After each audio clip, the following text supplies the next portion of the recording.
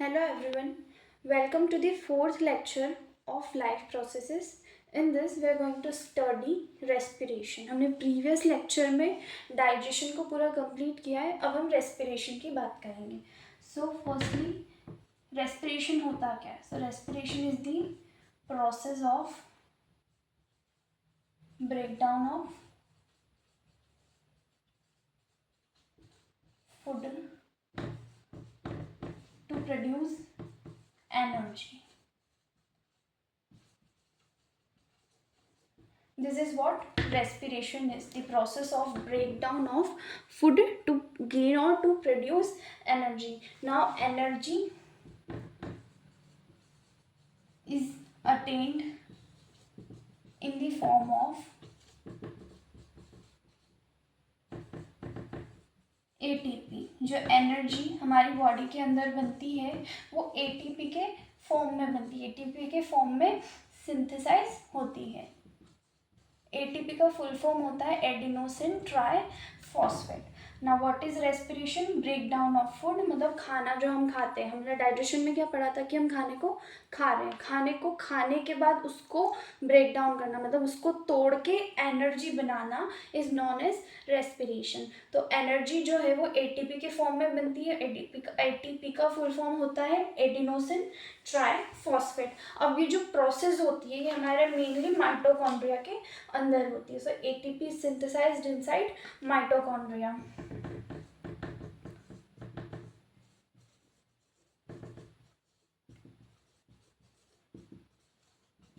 Inside mitochondria. That's why mitochondria is known as powerhouse of cell. ये हम previous classes में भी पढ़ते हैं कि माइटोकॉन्ड्रिया को पावर हाउस ऑफ सेल बोला जाता है. पावर हाउस ऑफ सेल क्यों बोला जाता है? क्योंकि माइटोकॉन्ड्रिया के अंदर ही ATP सिंथेसाइज हो रहा है. ATP का प्रोडक्शन कहाँ हो रहा है? माइटोकॉन्ड्रिया के अंदर. That is why mitochondria is known as power house of cell and ATP is known as energy currency of cell. हम इसको भी लिखते हैं ATP is known as energy currency of cell. देखो अगर हमारे पास एनर्जी नहीं होगी तो क्या हम कोई भी प्रोसेस कर पाएंगे? हमारी बॉडी के अंदर कोई भी रिएक्शन हो पाएगी क्या? नहीं हो पाएगी. हमको सबसे बेसिक एनर्जी चाहिए. कुछ भी काम करने के लिए हमको एनर्जी चाहिए, है ना. We need energy. That's why energy is known as ATP is known as energy currency of cell. Currency मतलब पैसा. हमको एनर्जी कौन प्रोवाइड कर रहा है? ATP प्रोवाइड कर रहा है. And mitochondria is known as power house of the cell. Power house क्यों बोलते हैं? क्योंकि वहाँ पर ही एनर्जी का प्रोडक्शन हो रहा है. ATP कहाँ प्रोड्यूस हो रहा है? माइटोकॉन्ड्रिया के अंदर. That's why mitochondria is known as power house of cell and ATP is known as energy currency of cell. अब हम पढ़ेंगे टाइप्स ऑफ रेस्पिरेशन के बारे में. रेस्पिरेशन के दो टाइप्स होते हैं. देखो हम जब छोटी क्लासेस में होते हैं तो हमको ऐसे बताया जाता है रेस्पिरेशन इज ब्रीदिंग, है ना. हमको ब्रीदिंग और रेस्पिरेशन के अंदर कोई डिफरेंस नहीं पढ़ाया जाता है. ऐसे बोलते हैं कि हम जो सांस लेते हैं और जो सांस छोड़ते हैं उसको क्या बोल देते हैं? रेस्पिरेशन बोल देते हैं. But it's wrong. रेस्पिरेशन मतलब होता है फूड का ब्रेकडाउन टू प्रोड्यूस एनर्जी, और ब्रीदिंग मतलब होता है एक्सचेंज ऑफ गैसेज. जो इनहेलेशन और एक्सहेलेशन हम करते हैं वो ब्रीदिंग होता है. That is not respiration.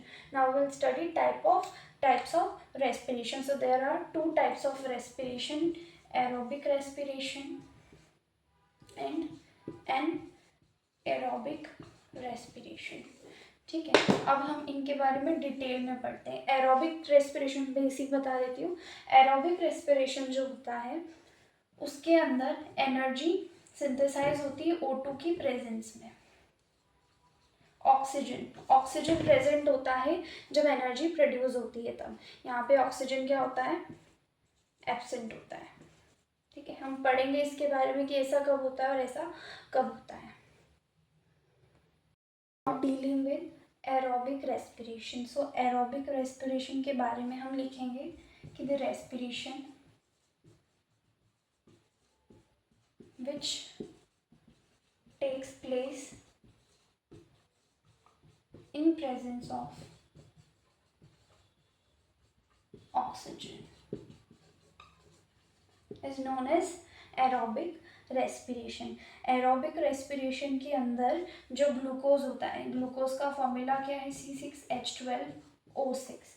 C6H12O6 क्या है ये, glucose is completely oxidised into carbon dioxide, water and energy. Carbon dioxide, water and energy, ये रिएक्शन होता है एरोबिक रेस्पिरेशन का। इसके अंदर जो C6H12O6 है, दैट इज ग्लूकोज, वो पूरा उसके ग्लाइकोलिसिस हो जाता, सॉरी उसका पूरा ऑक्सीडेशन हो जाता है, कंप्लीट ऑक्सीडेशन होता है एंड कार्बन डाइऑक्साइड, वाटर और एनर्जी का प्रोडक्शन होता है। अब ऐसा बोलते हैं कि जो एरोबिक रेस्पिरेशन में, because hence it is done in presence of oxygen, तो इसके अंदर सबसे ज़्यादा एनर्जी यील्ड होती है। ठीक है, आई होप एरोबिक रेस्पिरेशन आपको समझ आया होगा। एरोबिक रेस्पिरेशन मतलब जो ऑक्सीजन की प्रेजेंस में हो रहा है, जिसके अंदर ग्लूकोज का कंप्लीट ऑक्सीडेशन हो रहा है और जिसके अंदर लार्ज अमाउंट ऑफ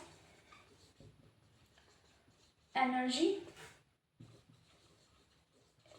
यील्ड हो रही है, दैट इज एरोबिक रेस्पिरेशन। ये जो एरोबिक रेस्पिरेशन है, ये दो पार्ट्स में होती है।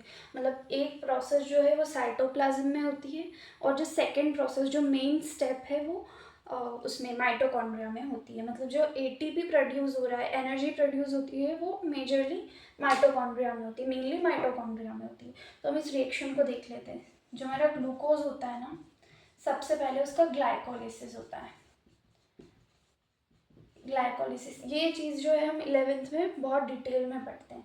ठीक है, तो ग्लाइकोलिसिस कहाँ होता है, साइटोप्लाज्म के अंदर। एक सेल के अंदर साइटोप्लाज्म होता है, लिक्विड होता है, उस लिक्विड को क्या बोलते हैं हम, साइटोप्लाज्म बोलते हैं। तो साइटोप्लाज्म के अंदर कौन सी प्रोसेस होती है, ग्लाइकोलिसिस। ग्लाइकोलिसिस में पायरुवेट बनता है और एनर्जी निकलती है। अब हमको पता है कि ग्लूकोज 6 कार्बन कंपाउंड है, ये जो पायरुवेट होता है ये 3 कार्बन कंपाउंड होता है। मतलब ग्लूकोज जो है वो पार्शियली ऑक्सीडाइज्ड होके पायरुवेट में कन्वर्ट हो रहा है। सेकेंड स्टेप जो होती है हमारी, उसके अंदर पायरुवेट जो होता है, पायरुवेट माइटोकॉन्ड्रिया के अंदर इन प्रेजेंस ऑफ ऑक्सीजन और माइटोकॉन्ड्रिया के अंदर किसमें कन्वर्ट होता है, कार्बन डाइऑक्साइड, वाटर और एनर्जी के अंदर कन्वर्ट होता है। सो ये दो स्टेप्स में हो रहा है एरोबिक रेस्पिरेशन।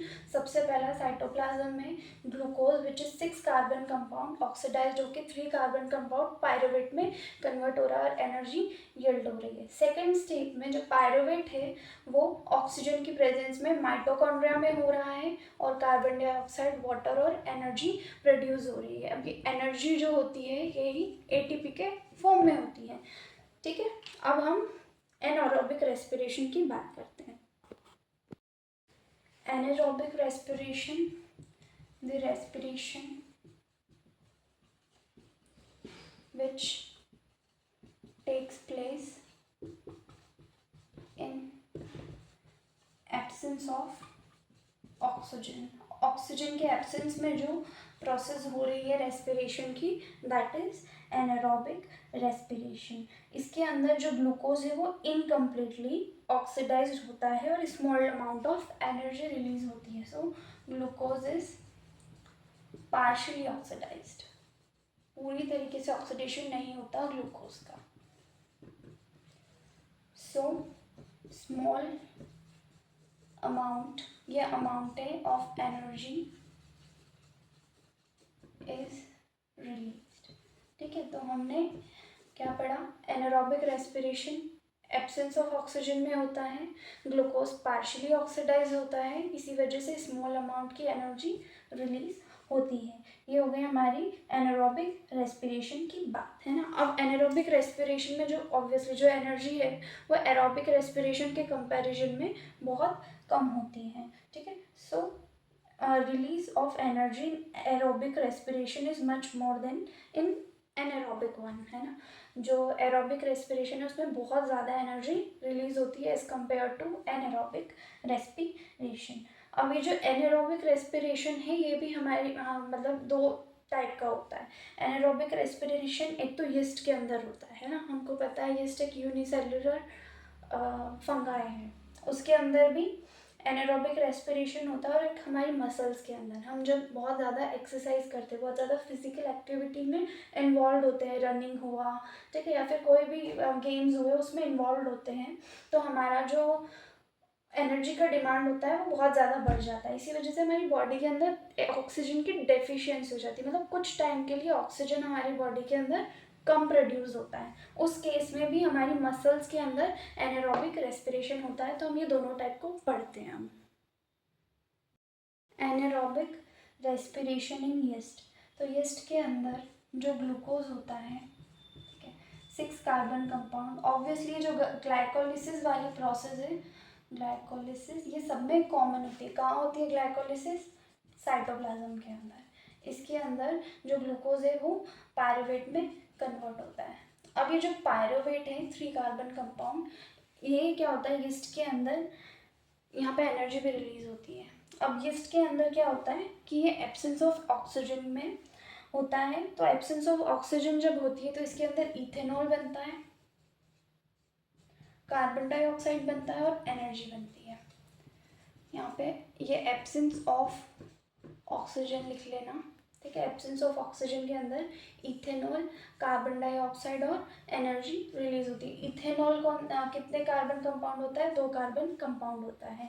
एनर्जी बनती, कार्बन डाइऑक्साइड रिलीज होती है और एनर्जी रिलीज होती है। सो ये एनारोबिक रेस्पिरेशन का फर्स्ट टाइप हो गया यीस्ट के अंदर, जिसमें glucose is partially oxidised in absence of oxygen in ethanol, carbon dioxide and energy is yielded. Okay, अब हम दूसरे टाइप का एनारोबिक रेस्पिरेशन डील करते हैं। एनारोबिक रेस्पिरेशन इन मसल्स, तो मसल्स के अंदर जो है ग्लूकोज, अब हम वो ग्लाइकोलिसिस वाला स्टेप नहीं लिखेंगे, सॉरी, हाँ ग्लाइकोलिसिस वाला स्टेप नहीं लिखेंगे, मैं डायरेक्टली बताती हूँ। जो ग्लूकोज है वो लैक ऑफ ऑक्सीजन, ऑक्सीजन की थोड़ी कमी हो जाती है, कब होता है? जब मसल्स के अंदर, जब हम फिजिकली एक्टिव रहते हैं ना, जब हम एक्सरसाइज कर रहे होते हैं या फिर गेम्स में, स्पोर्ट्स में इन्वॉल्व होते हैं, तो हमारी बॉडी के अंदर ऑक्सीजन की थोड़ी कमी हो जाती है, तब ये प्रोसेस होती है। सो इसमें लेक ऑफ ऑक्सीजन में इन मसल्स, कहाँ होती है प्रोसेस? मसल्स के अंदर, मसल सेल्स के अंदर होती है। इसमें जो ग्लूकोज है वो कन्वर्ट होता है लैक्टिक एसिड में और एनर्जी बनती है, ठीक है। तो ये हमारी कौन सी हो गई? एनारोबिक रेस्पिरेशन इन मसल्स हो गई। अब ये क्या कब होता है? जब हम फिजिकल एक्टिविटी में इन्वॉल्व होते हैं। So it occurs during physical exercise, ठीक है। कब होता है ये? फिजिकल एक्सरसाइज की टाइम पे होता है। अब ये जो लैक्टिक एसिड बनता है, इसके एक्यूमुलेशन से, accumulation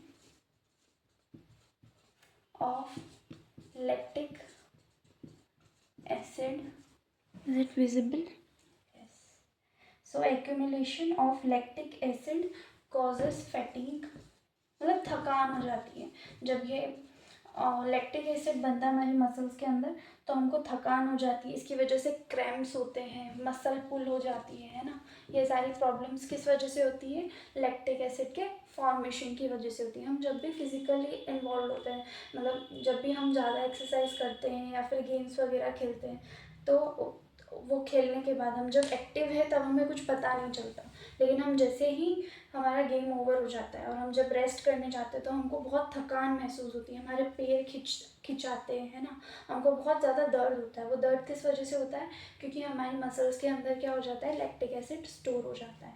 I hope it is clear. अब हमारे जो दोनों टाइप के रेस्पिरेशन है, एरोबिक एंड एनारोबिक, ये क्लियर हो गए। अब हम दोनों टाइप का रेस्पिरेशन को एक फ्लो चार्ट के थ्रू डिस्कस कर लेते हैं, ठीक है। सो हमने क्या पढ़ा कि जो ग्लूकोज होता है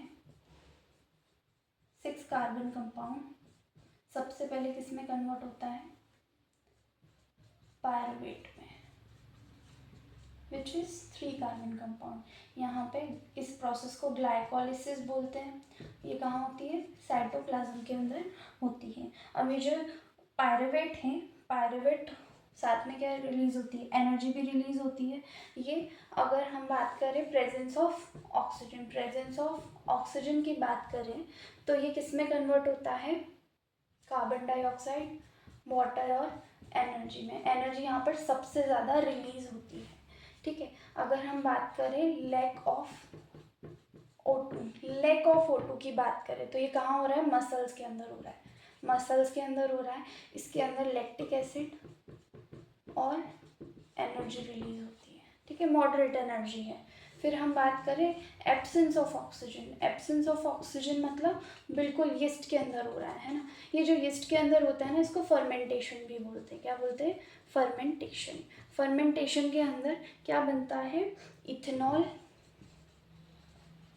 कार्बन डाइऑक्साइड और एनर्जी बनता है, ठीक है। सबसे ज़्यादा अमाउंट में एनर्जी कहाँ रिलीज होती है? एरोबिक रेस्पिरेशन में, क्लियर। और कम किस में होती है? एनारोबिक रेस्पिरेशन में। ये कब होता है? जब फिजिकल एक्सरसाइज की टाइम पे होता है ना। ये लैक्टिक एसिड वाला मसल्स के अंदर, ये यीस्ट के अंदर होता है, जिसको हम फर्मेंटेशन भी बोलते हैं।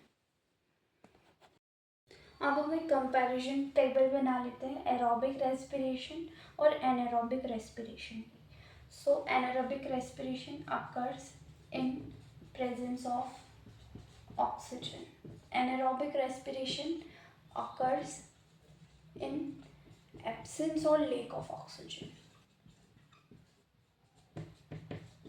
ठीक है। सेकेंड पॉइंट क्या लिखेंगे?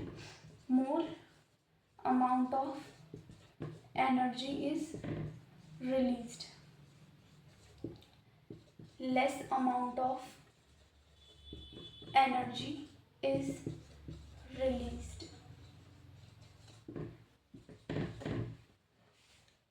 complete oxidation of ग्लूकोज, है ना। हमने पढ़ा था कि इसमें कम्प्लीटली ऑक्सीडेशन हो जाता है ग्लूकोज का, कार्बन डाइऑक्साइड, वाटर और एनर्जी मिलती है। इसमें इनकम्प्लीट या partial oxidation of glucose, partial oxidation of glucose. ये कहाँ होता है? प्लांट्स और एनिमल्स के अंदर होता है। इसमें हम ये भी लिख सकते हैं कि स्टार्ट्स इन साइटोप्लाज्म, साइटोप्लाज्म से शुरू होता है, साइटोप्लाज्म में ग्लाइकोलिसिस होती है and ends with mitochondria, mitochondria में एटीपी बनता है ना। ये आप लिख सकते हो, अच्छे से लिखना। मैं अभी ऐसे ही रफली लिख रही हूँ इसको। इसमें हम क्या लिख सकते हैं कि ये टेक्स प्लेस इन यीस्ट, जिसके अंदर यीस्ट के अंदर क्या बोलते हैं उसको? फर्मेंटेशन बोल देते हैं। और मसल्स के अंदर होता है ड्यूरिंग लैक ऑफ ऑक्सीजन या फिर फिजिकल एक्सरसाइज के टाइम पे, जिसके अंदर लैक्टिक एसिड बनता है ना। हम ये पूरा अच्छे से लिख सकते हैं। सो आई होप आपको एरोबिक और एनारोबिक रेस्पिरेशन के बीच का डिफरेंस अच्छे से समझ आ गया। हमने रेस्पिरेशन पढ़ लिया, अब हम ब्रीदिंग की बात करेंगे। So breathing, it is the process of exchange of gases like carbon dioxide and oxygen through diffusion.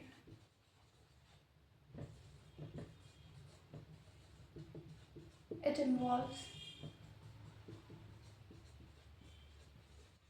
inhalation and exhalation. इसमें क्या हो रहा है? गैस एक्सचेंज हो रही है, कार्बन डाई और ऑक्सीजन एक्सचेंज होती है डिफ्यूजन की प्रोसेस से। अब ये डिफ्यूजन क्या होता है? हमने पहले भी डिस्कस कर रखा है डिफ्यूजन के बारे में कि जो गैसेस होती हैं उनकी प्रॉपर्टी होती है कि वो जहाँ ज़्यादा होती है वहाँ से जहाँ कम होता है उसका कंसंट्रेशन, वहाँ पे मूव करती है। जैसे कि सपोज एक क्लास के अंदर 100 स्टूडेंट्स हैं, ठीक है।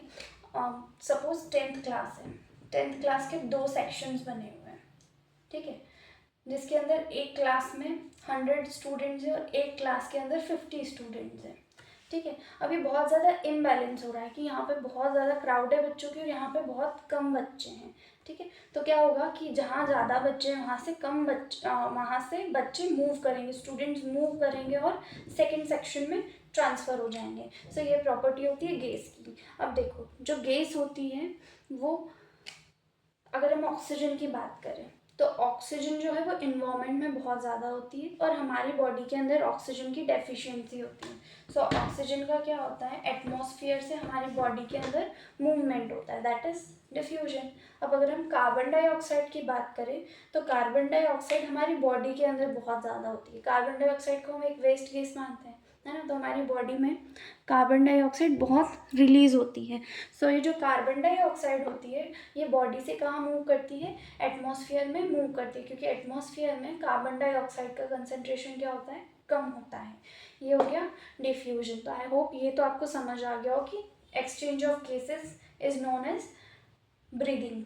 फिर ब्रीदिंग के अंदर इनहेलेशन होता है और एक्सहेलेशन होता है। इनहेलेशन मतलब taking in of air, inhalation is taking in of air, ठीक है। और exhalation is release of air. Mainly कौन सा होता है इसमें, कार्बन डाइऑक्साइड होता है। हम इनहेल तो सारी ही गैसेस करते हैं, कार्बन डाइऑक्साइड भी करते हैं और ऑक्सीजन भी करते हैं, बट हम एक्सेल मोस्टली मेजरली कौन सी गैस करते हैं, कार्बन डाइऑक्साइड, ठीक है। तो ब्रीदिंग के अंदर क्या होता है, एक्सचेंज ऑफ गैसेस होता है। दो प्रोसेस होती है, इनहेलेशन एंड एक्सहेलेशन। इनहेलेशन मतलब सांस लेना, एक्सहेलेशन मतलब सांस को छोड़ना। अब हम बात करेंगे ब्रीदिंग इन प्लांट्स। तो ब्रीदिंग मतलब क्या होता है, एक्सचेंज ऑफ गैसेस। तो प्लांट्स के अंदर exchange of gases occurs through stomata and intercellular spaces।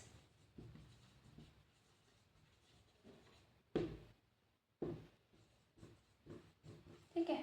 क्या होता है, एक्सचेंज ऑफ गैसेस कहाँ पे होता है प्लांट्स में, किसके थ्रू होता है, स्टोमेटा और इंटरसेल्युलर स्पेसेस के थ्रू होता है। अब स्टोमेटा हमने पढ़ा है कि लीव्स में होता है और इंटरसेल्युलर स्पेसेस तो हर जगह होती है, क्योंकि जहाँ जहाँ सेल्स हैं, सेल्स के बीच की स्पेस को ही हम क्या बोलते हैं, इंटरसेल्युलर स्पेस बोलते हैं। हम सबसे पहले बात करते हैं लीव्स के बारे में, ठीक है, क्योंकि हमको पता है कि लीव्स पे ही क्या प्रेजेंट होता है, स्टोमेटा प्रेजेंट होता है। तो अगर हम लीव्स की बात करें तो लीव्स के अंदर एक्सचेंज ऑफ गैसेस होता है थ्रू स्टोमेटा। सो स्टोमेटा के थ्रू होता है। Stomata are tiny pores present on leaves which are involved in exchange of gases through diffusion, ठीक है। सो स्टोमेटा जो कि लीव्स की सरफेस पर प्रेजेंट होते हैं, टाइनी पोर्स, इनके थ्रू एक्सचेंज ऑफ गैसेस होता है, जो कि डिफ्यूजन की प्रोसेस से ही होता है। हमने ये जो ब्रीदिंग के हमने डाइजेशन में पढ़ा था एक जगह कि ये जो एक्सचेंज ऑफ गैसेस होता है स्टोमेटा के थ्रू होता है ना, और डिफ्यूजन की प्रोसेस से होता है। जो प्लांट्स के अंदर दूसरा केस होता है, प्लांट्स को जैसे कि फोटोसिंथेसिस करने के लिए क्या चाहिए होता है, कार्बन डाइऑक्साइड चाहिए होता है। तो प्लांट्स की बॉडी के अंदर कार्बन डाइऑक्साइड की कंसंट्रेशन कम होती है, तो प्लांट्स जो है वो एटमॉस्फेयर से कार्बन डाइऑक्साइड लेते हैं स्टोमेटा के थ्रू, और जो ऑक्सीजन होती है हमारी प्लांट्स की बॉडी के अंदर ऑक्सीजन का अमाउंट ज़्यादा होता है, तो ऑक्सीजन स्टोमेटा के थ्रू रिलीज करते हैं ड्यूरिंग फोटोसिंथेसिस। सिर्फ फोटोसिंथेसिस के टाइम पर ही ये प्रोसेस होता है। सो हम लिख लेते हैं कि ड्यूरिंग फोटोसिंथेसिस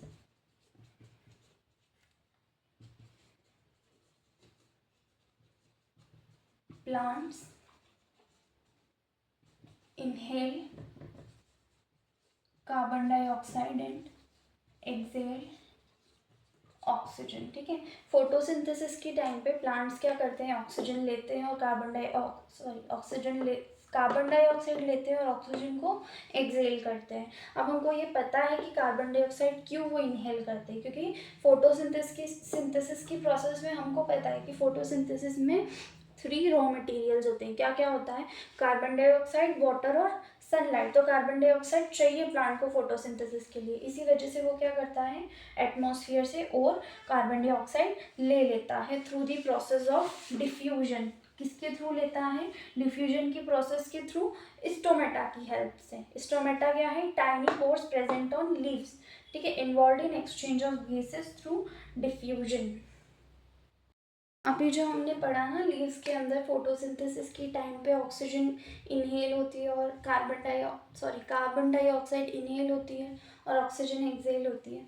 हम इसको लिखते हैं कि डे टाइम में फोटोसिंथेसिस कब होती है? सनलाइट के प्रेजेंस में। और सनलाइट कब होती है? दिन में ही होती है। तो दिन के समय पर क्या होता है कि carbon dioxide is inhaled and oxygen is exhaled, ठीक है, दिन के समय पे। अब रात के समय पे, नाइट टाइम, ठीक है, ड्यूरिंग नाइट, रात के समय पे जब सनलाइट एब्सेंट होगी तो फोटोसिंथेसिस नहीं होगी। तो उस टाइम पर क्या होता है? ऑक्सीजन का इनहेलेशन होता है, oxygen is inhaled and carbon dioxide is exhaled. वही जो हमारे अंदर होता है ना, वही प्लांट्स भी करते हैं रात के समय में, जब उनके पास फोटोसिंथेसिस नहीं होती, मतलब जब उनके अंदर फोटोसिंथेसिस नहीं होती। तो ये हमारी लीव्स की बात हो गई, ठीक है। ये किसके थ्रू हो रही है? Exchange of gases through stomata. अब हम बात करेंगे रूट्स की, है ना। प्लांट्स के अंदर लीव्स होती है, लीव्स के बाद हम रूट्स की बात कर लेते हैं। तो रूट्स के अंदर भी जो सॉइल पार्टिकल्स होते हैं उनके थ्रू भी डिफ्यूजन होता है गैसेस का, ठीक है। So exchange of gases in roots also takes place by diffusion.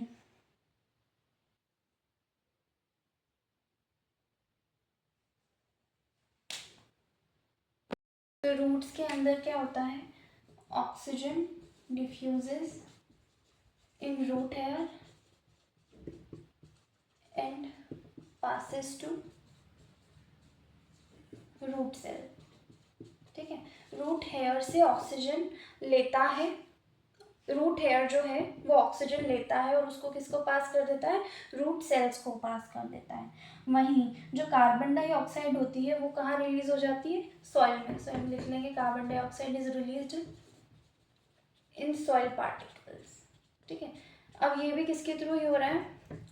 वही डिफ्यूजन के थ्रू ही होता है। तो हमारी लीव्स की बात हो गई, रूट्स की बात हो गई। अब हम स्टेम की बात करें तो स्टेम्स के अंदर एक्सचेंज ऑफ गैसेस होती है स्मॉल पोर्स के थ्रू, जिनको हम लेंटिसेल्स बोलते हैं। सो इन स्टेम्स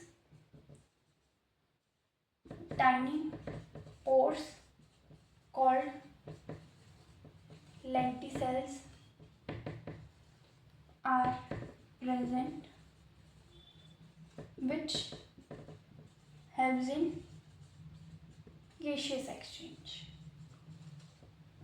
ये भी डिफ्यूजन के थ्रू ही होता है। सो हमने प्लांट्स के अंदर ब्रीदिंग की बात कर ली कि कैसे कैसे प्लांट्स के अंदर एक्सचेंज ऑफ गैसेस होता है। सबसे पहले लीव्स में स्टोमेटा के थ्रू, रूट में रूट हेयर के थ्रू और स्टेम्स में लेंटिसेल्स के थ्रू। अब हम बात करेंगे ब्रीदिंग इन एनिमल्स की। तो एनिमल्स जो है वो 2 टाइप के होते हैं। एक्वेटिक मतलब वाटर, जो पानी में रहते हैं उनको क्या बोल देते हैं? एक्वेटिक एनिमल्स या ऑर्गेनिज्म। और जो लैंड पर रहते हैं उनको टेरेस्ट्रियल ऑर्गेनिज्म बोलते हैं, है ना। तो हम सबसे पहले एक्वेटिक ऑर्गेनिज्म की बात करें। So oxygen is dissolved in water. इनके अंदर क्या होता है? ऑक्सीजन वाटर में डिजॉल्व होती है, सो लो इन कंसंट्रेशन।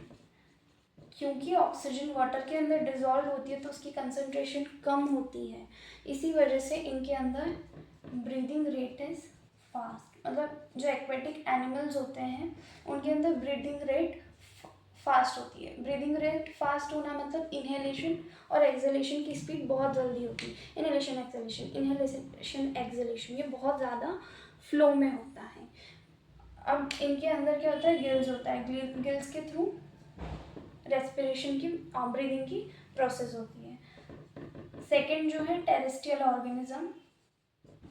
टेरेस्ट्रियल ऑर्गेनिज्म मतलब लैंड पर, ज़मीन पर रहने वाले ऑर्गेनिजम्स। इनके अंदर जो है वो ऑक्सीजन की अमाउंट ज़्यादा होती है।